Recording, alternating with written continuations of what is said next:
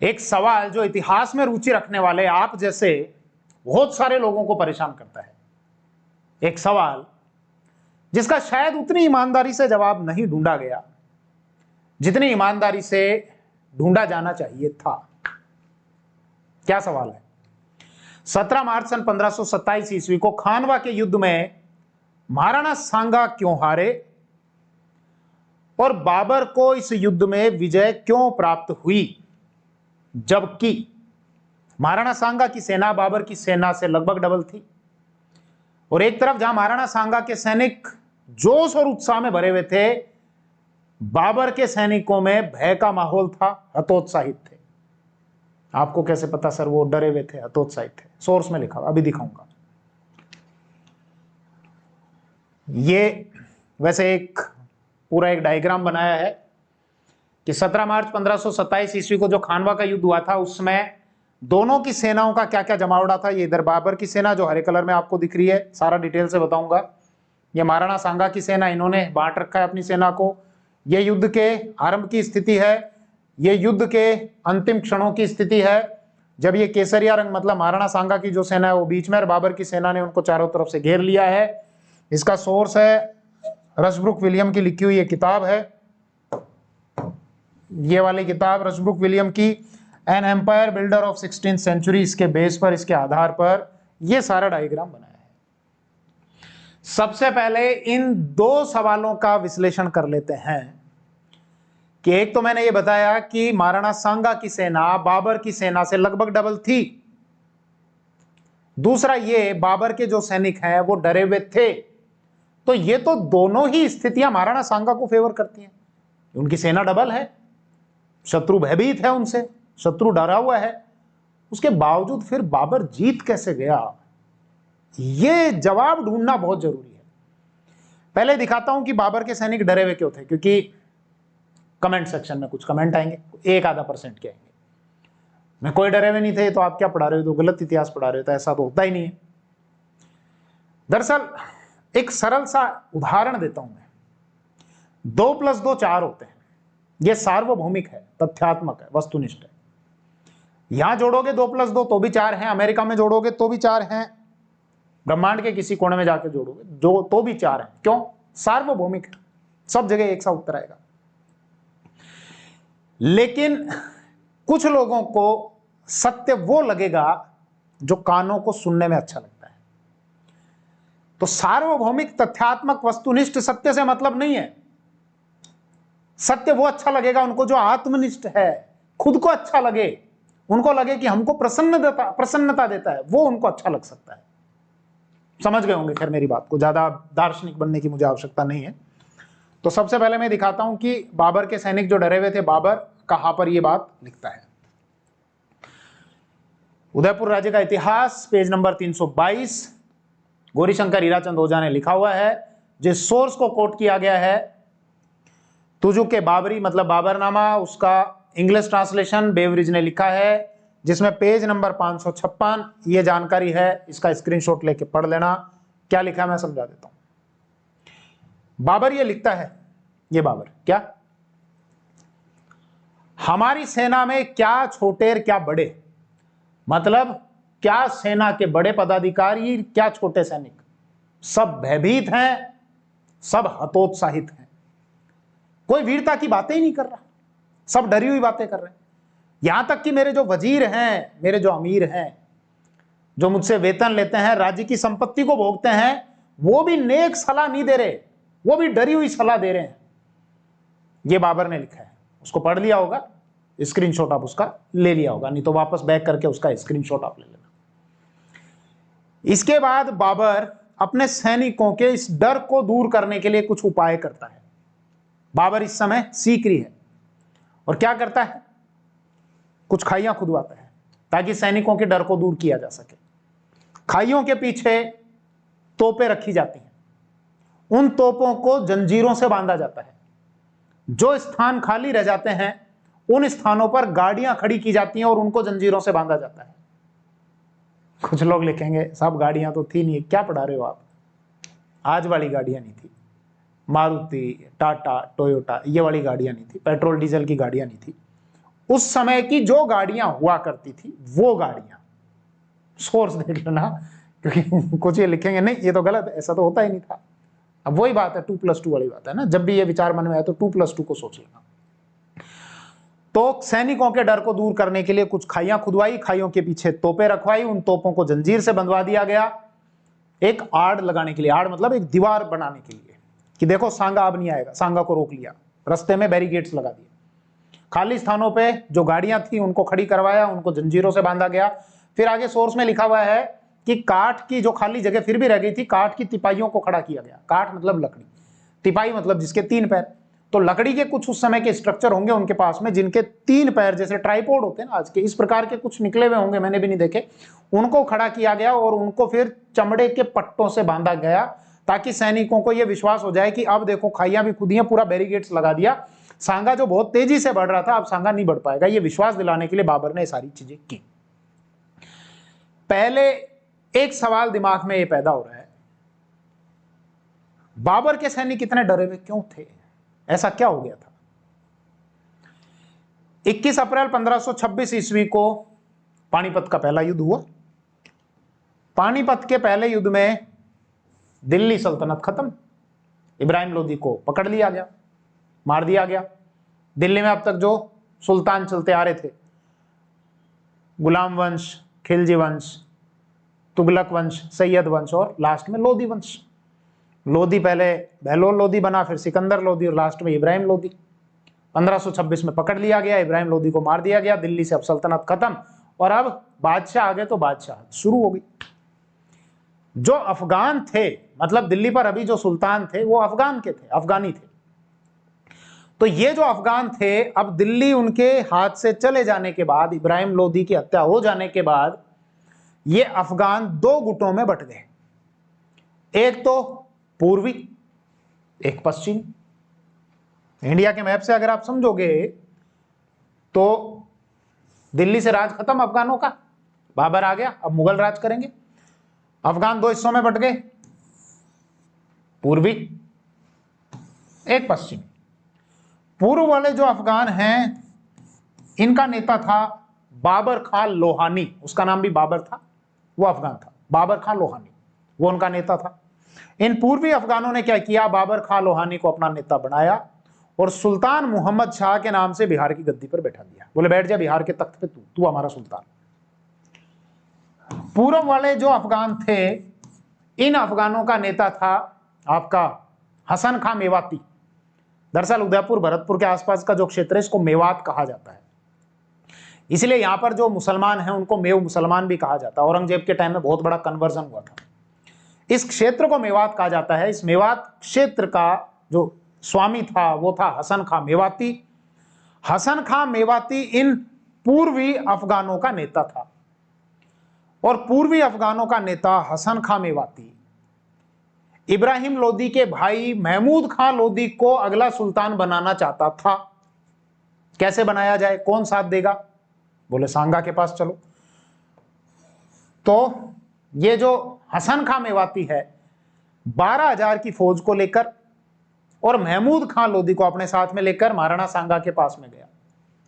महाराणा सांगा से ये कहा आपका साथ देंगे, ये मेरी पूरी 12,000 की फौज आपके साथ में। बाबर का मुकाबला, जब जब आप लड़ाई लड़ोगे बाबर के खिलाफ हम आपके साथ में हैं। ओके। अब बाबर का दिल्ली और आगरा पर तो अधिकार हो गया। महाराणा सांगा ने सबसे पहले अटैक किया खंडार पर। सवाई माधोपुर, खंडार, बामणवास, बोली, ये वाले जो क्षेत्र है सवाई माधोपुर जिले में आते हैं। सवाई माधोपुर जिले में जो एक आपका दुर्ग आता है रणथंबोर का दुर्ग, ये मैं दिखाऊं आपको। रणथंबोर हो सकता है आप कभी ना कभी गए होगे, टाइगर नेशनल पार्क में गए होगे। ये रणथंबोर वाला फोर्ट है, इसके पास में ही आता है, मतलब कुछ दूरी पर है।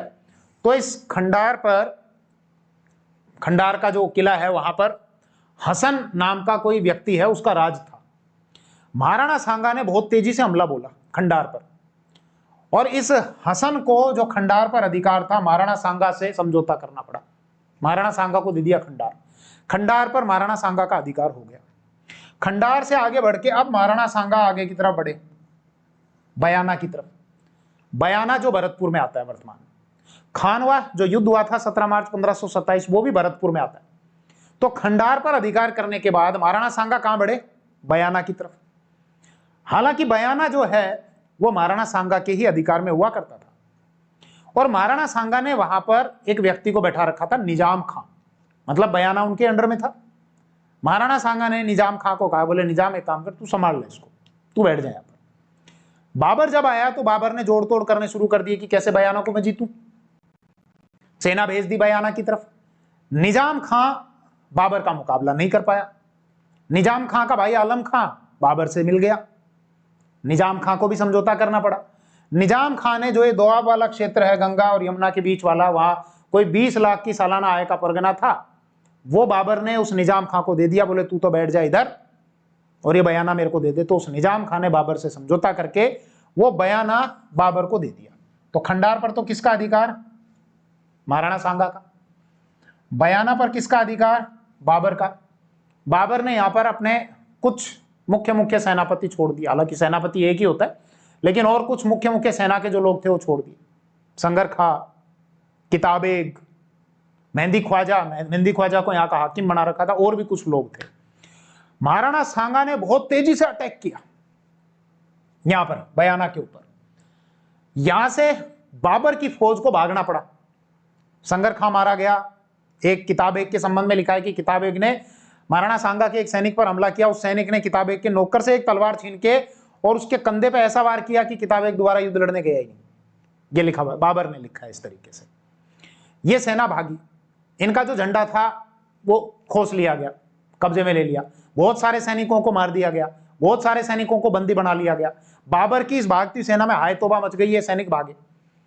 एक सैनिक शाह किस्मती मंसूर, वो गया बाबर के पास में। बाबर इस समय सीकरी में। वहां जाकर इन्होंने महाराणा सांगा की सेना की तारीफ करनी शुरू कर दी। मत लड़ो, क्यों? हार निश्चित है। वो मौका ही नहीं देते, गिनते कम है, मारते ज्यादा है, मौका ही नहीं देते। मत लड़ो उनके साथ में। तो शाह किस्मती मंसूर ने जो यहां पर महाराणा सांगा की सेना की तारीफ करी, वो सुनकर यहां से भागे हुए जो सैनिक थे उन्होंने इन सैनिकों की तारीफ की, ये सुनकर।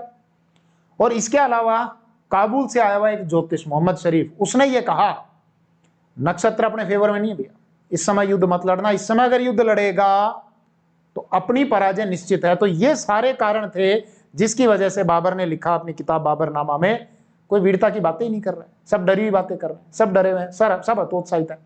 मेरे अमीर हों, वजीर हों, जो मुझसे वेतन लेते हैं, राज्य की संपत्ति को भोगते हैं, वो ही ढंग की सलाह नहीं दे रहे, सारे डरी हुई बातें कर रहे हैं। तो ये बात क्लियर हुई कि सारे जो सैनिक हैं वो डरी हुई बातें क्यों कर रहे थे, हतोत्साहित क्यों थे, भय का माहौल क्यों था। ये बात क्लियर हो गई होगी। अब जो मैंने बात बताई एक बार उसका पहले प्रूफ दिखा देता हूं, उसके बाद फिर प्रूफ दिखाना भैया जरूरी है ना, क्योंकि 99% तो सहमत है मेरी बात से। उनको मैं प्रूफ नहीं भी दिखाऊंगा तो भी उनको मुझ पर इतना ट्रस्ट है कि सर बिना सोर्स के कोई बात करते नहीं। और मैं भी तब तक सेटिस्फाई नहीं होता जब तक सोर्स में कोई चीज नहीं मिलती। बिना सोर्स के मैं बात नहीं करता। लेकिन सफलता तब है जब उन 1% लोगों को भी विश्वास दिलाने का मैं भरसक प्रयास करूं। अब विश्वास हो कि नहीं हो ये तो उनका आत्मनिष्ठ विषय है। कहां गया शाह मंसूर किस्मती? उदयपुर राज्य का इतिहास पेज 322, जिस सोर्स को कोट किया है तुजू के बाबरी है, beverage English translation, page number 550 551। Maharana की तीव्र गति, बयानी की लड़ाई और वहां से लौटे हुए शाह मंसूर किस्मती आदि से राजपूतों की वीरता की प्रशंसा सुनने के बाद मुगल सेना पहले से ही हतोत्साहित हो गई थी। और कुछ सैनिक है जो उनके मारे गए थे, पराजित हो गए थे। आगे ज्योतिष मोहम्मद शरीफ, ये इसको देख लेना, पढ़ लेना, जो मैंने बात बताई वही सारी है। अब फिर से वही बात, जब बाबर के सैनिक डरे हुए हैं, महाराणा सांगा की सेना बाबर की सेना से डबल है, फिर भी महाराणा सांगा इसमें पराजित क्यों हो गए? एक सवाल का विश्लेषण तो हो गया। कौन सा सवाल? कि बाबर के सैनिक डरे हुए थे, और क्यों डरे हुए थे, ये तो क्लियर पिक्चर। दूसरे सवाल का भी विश्लेषण करना है। कौन सा? कि महाराणा सांगा के सैनिक बाबर के सैनिकों की तुलना में डबल थे। एक बार इसका विश्लेषण कर लेते हैं, फिर मैं आपको लेकर चलूंगा युद्ध के मैदान पर। युद्ध के आरंभ की स्थिति में महाराणा सांगा की फौज कैसे कैसे बटी हुई, बाबर की फौज आरंभ की स्थिति में खाइयां, तोप, जंजीरों से बंधी हुई, काठ के तिपाए, बंदूकची, और ये युद्ध के लास्ट की स्थिति। सोर्स मैंने बता दिया आपको, Rushbrook William, an empire builder of the 16th century. Google search करना, पीडीएफ डाउनलोड कर लेना, इंग्लिश में है, हिंदी ट्रांसलेशन कर लेना, पढ़ लेना। नहीं तो उदयपुर राज्य का एक किताब है, गूगल जहां से भी अमेजन वगैरह से मंगा लेना उसको और उसको पढ़ लेना, ठीक है। तो दूसरे सवाल का एनालिसिस कर रहे हैं, क्या कैसे पता महाराणा सांगा की सेना डबल है। बाबर अपनी आत्मकथा बाबरनामा में लिखता है कि महाराणा सांगा के पास में 2,22,000 की फौज है। तुजो के Babri, English translation, beverage, page number 562-563, उसमें बताया हुआ है कि बाबर ने 2,22,000 की फौज बताई है। ये आंकड़े दिए, ये बाबर के दिए हुए, ये हिंदी में ट्रांसलेट किया हुआ है, स्क्रीनशॉट लेके पढ़ लेना। एक जगह उसी पेज में बाबर ये लिखता है कि नहीं 2,01,000 की फौज है। मतलब एक जगह तो बाबर ये लिखता है महाराणा सांगा की फौज के बारे में, नहीं 2,22,000 है। एक जगह लिखता है नहीं 2,01,000 की फौज है। इसके बाद के जो इतिहासकार हुए हैं, मुगल शासक अकबर का बख्शी था, निजामुद्दीन जिसने लिखी तबकात अकबरी, उसने लिखा है नहीं ये तो हजम होने वाली बात नहीं है, इतनी फौज तो नहीं थी, लेकिन हाँ 1,20,000 की फौज थी। एक और सोर्स है मुआसिर उल उमरा, वो कहता है नहीं 1,00,000 की फौज थी। मतलब इनका अगर हमारे एवरेज निकालें या अगर लोअर लिमिट भी पकड़े तो महाराणा सांगा के पास में 1 से 1,25,000 के बीच में फौज थी। बाबर के पास कितनी थी? खानवा के युद्ध के समय बाबर के पास कितनी फौज थी बाबर कहीं पे नहीं लिखता है, लेकिन जब वो काबुल से आया था वहां पर वो लिखता है उसके संबंध में अपनी आत्मकथा बाबरनामा में कि मैं 12,000 की फौज लेके चला, 12,000। पंजाब में आया तो कुछ फौज उसके साथ में मिल गई, भारत वाले पंजाब में। ये पाकिस्तान वाला जो पंजाब है वो भी भारत का ही पंजाब था, ये तो बाद में बना है। भारत मतलब पूरा पाकिस्तान समेत जितना पंजाब था। बाबर जब यहां पर आया तो 12,000 की फौज थी, वो लिखता है ऐसा। पंजाब में कुछ फौज आकर मिल गई, कोई इंद्री स्थान पर पहुंचा, वहां पर भी कुछ फौज आकर मिल गई। पानीपत के युद्ध में बाबर के पास में लगभग 40,000 की फौज थी। युद्ध हुआ, बाबर के भी कुछ सैनिक मारे गए होंगे, कुछ घट गई होगी फौज। उनका एक व्यक्ति था जिसका नाम था, क्या नाम था, शाह गौरन, उसके द्वारा कुछ सैनिक भर्ती किए गए थे 2-3 हजार। इन सारे सोर्सेज का जब कंक्लूजन करें तो बाबर के पास मोटा मोटी 50 से 60,000 के बीच की फौज आती है। मतलब महाराणा सांगा की फौज अगर 1 से 1,25,000 के बीच में है तो बाबर की फौज 50 से 60,000 के बीच में है। तो महाराणा सांगा की फौज बाबर की फौज के मुकाबले लगभग डबल है, और अगर लगभग डबल ना भी पकड़ो तो ये तो हम बोल सकते हैं कि 1.5 गुना से तो ज्यादा थी महाराणा सांगा के पास में फौज। बहुत सारे सामंत थे उनके पास में भी। एक प्रथा हुआ करती थी पाती परवन, पाती का मतलब अपनी अपनी हिस्सेदारी देना, कि राजपुताना के जितने भी सैनिक थे वो उस पाती परवन प्रथा के तहत महाराणा सांगा के झंडे के नीचे लड़ने के लिए मेवाड़ की तरफ से लड़ने के लिए चले गए थे। भले आपके रतन सिंह चुंडावत हो सलूम्बर के, या इसके अलावा आपके ईडर के भारमल हो, या महमूद खां लोधी हो, या हसन खां मेवाती हो, या चंदेरी के मेदनी राय हो, या आमेर के पृथ्वीराज कच्छा हो, या फिर आपके झाला अज्जा हो बड़ी सादड़ी के, या अखेराज हो सिरोही वाले, या इसके अलावा खाना ज्यादा मुसलमान हो जो बाद में बाबर से मिल गए थे नागौर वाले, या रायसीना का जो सरदार था सिलदी तंवर था, या नारायण दास जो बूंदी के थे, और कौन से थे मेरे जो ध्यान में आए, इसके अलावा वागड़ का उदय सिंह था, इसके अलावा वीरमदेव मेड़तिया जो मेड़ता के थे। मतलब महाराणा सांगा के साथ में राजपुताना के लगभग सारे सैनिक थे। सारे राजवंश के जो सैनिक हैं, या इसके अलावा मारवाड़ वाले में भूले गए मेन थे, राव जो गांगा थे उनके बेटे मालदेव राठौड़ को भेजा था, बीकानेर वाले राव जैत सिंह उनके बेटे राव कल्याणमल को भेजा था। तो इसमें लगभग सब थे। और खानवा के युद्ध में ऐसा कोई राजपुताना का राजवंश नहीं था जिसने अपने परिवार का कोई ना कोई प्रतिष्ठित व्यक्ति ना खोया हो। तो ये सारे कंक्लूजन ये तो कहते हैं कि हाँ महाराणा सांगा के पास में इतनी फौज थी। मैं सोर्स आपको दिखा देता हूं, आप उसका चाहो तो स्क्रीनशॉट ये ले लेना, आप उसको आप देख के और पढ़ लेना। ये कहां पर गया ये,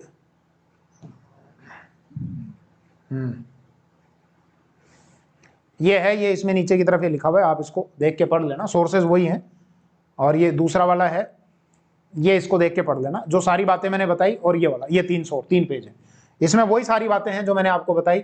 और सोर्स मोटा मोटी क्या है, बेवरेज, तुजो के बाबरी, इंग्लिश ट्रांसलेशन। इसके अलावा लेनपूल का बाबर जो लेनपूल ने लिखा है। इसके अलावा उदयपुर राज्य का इतिहास जो गौरीशंकर हीराचंद ओझा ने लिखा है। इसके अलावा कहीं पर वीर विनोद है शामल दास के द्वारा लिखा गया, कहीं पर अमर काव्य वंशावली है। तो इन सारे सोर्सेज का कंक्लूजन सारा सब मिश्रण है जो ये सारा सब मैं आपको बता रहा हूं। क्लियर, 2 चीजों का डिटेल से विश्लेषण हो चुका। क्या बाबर की सेना में भय का माहौल था, पुष्टि हो गई इस बात की। महाराणा सांगा की सेना बाबर की सेना के मुकाबले डबल थी, इस बात की भी लगभग पुष्टि हो गई। अब फिर भी बाबर क्यों जीत गया, ऐसा क्या हुआ? तो इसके लिए हमको युद्ध के मैदान की तरफ जाना पड़ेगा। युद्ध के मैदान में क्या स्थितियां थी? सुबह 9:30 बजे का टाइम, 17 मार्च 1527। वीर विनोद में 16 मार्च 1527, जो श्यामल दास ने लिखा है वीर विनोद, वहां 16 मार्च की डेट दी हुई है, ज्यादातर इतिहासकार 17 मार्च। अब इसके आगे की बात करेंगे अगले वीडियो में, क्योंकि कल जब मैं रिकॉर्ड कर रहा था तो लाइट बार बार जा रही थी, 2-4 बार प्रयास किया लेकिन फिर बार बार लाइट जा रही थी। गर्मी इतनी ज्यादा पड़ी हुई है कि जो पावर हाउस हैं वहां पर ट्रांसफार्मर को ठंडा रखने के लिए उनके पास में जंबो कूलर लगा रखे हैं। आप देख लो ना, ये टी शर्ट ही गीली हो रखी है जबकि एसी फुल चला रखा है, स्टूडियो अभी हीट कर रहा है। तो इसके आगे क्या हुआ इस पर हम अगले वीडियो में डिस्कशन करेंगे। अगले वीडियो की शुरुआत करूंगा मैं, युद्ध के मैदान में लेकर चलूंगा आपको कि कैसे वहां पर घात और प्रतिघात हुआ। इस वीडियो में इतना ही। थैंक यू, जय हिंद।